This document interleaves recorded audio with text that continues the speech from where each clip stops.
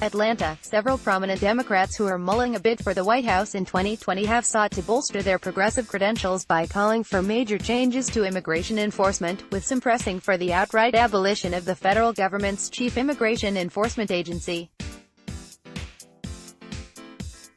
President Donald Trump responded on Twitter Saturday that it will never happen. Sen.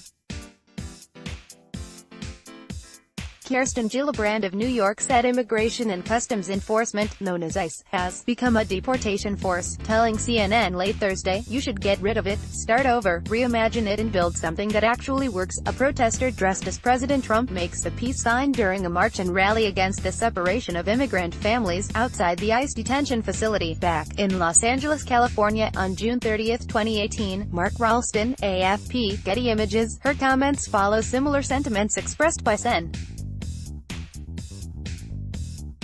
Kamala Harris of California over the past week.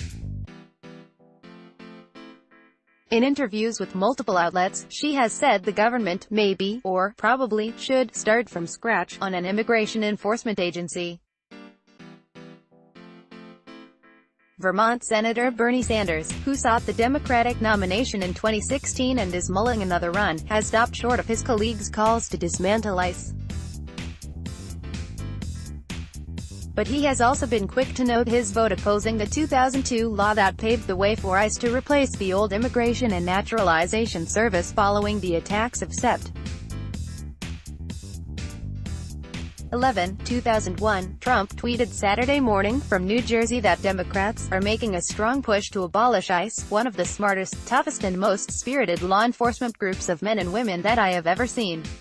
He noted the agency's work to counter MS-13 gang members. Article continued. Below he urged ICE agents to not worry or lose your spirit, adding, "The radical left Dems want you out. Next it will be all police. Zero chance, it will never happen." Housed within the Department of Homeland Security, ICE is in charge of executing hundreds of federal immigration statutes.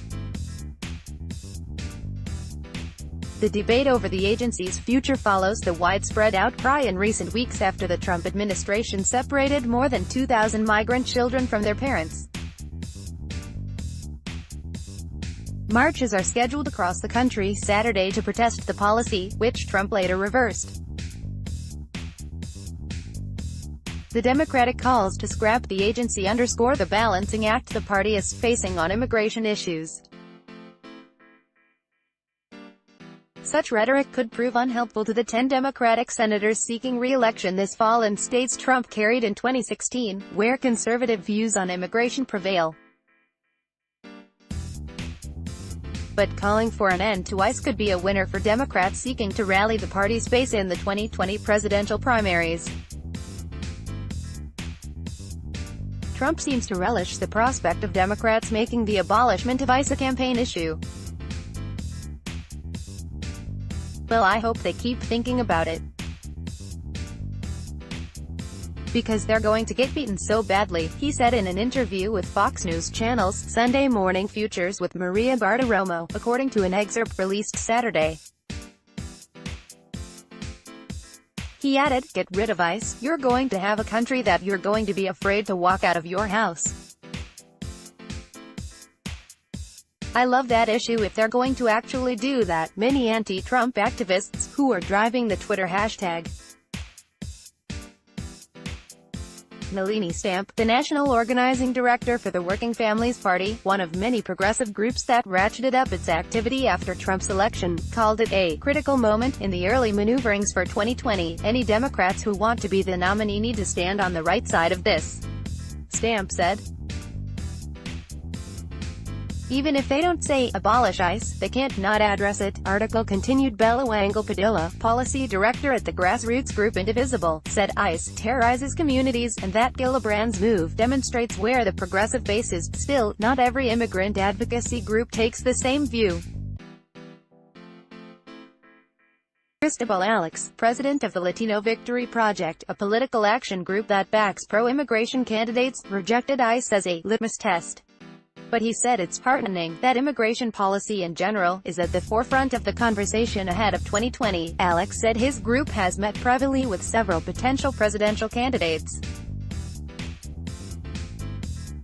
Their focus, Alex said, should be on stopping the long-standing culture of corruption in U.S.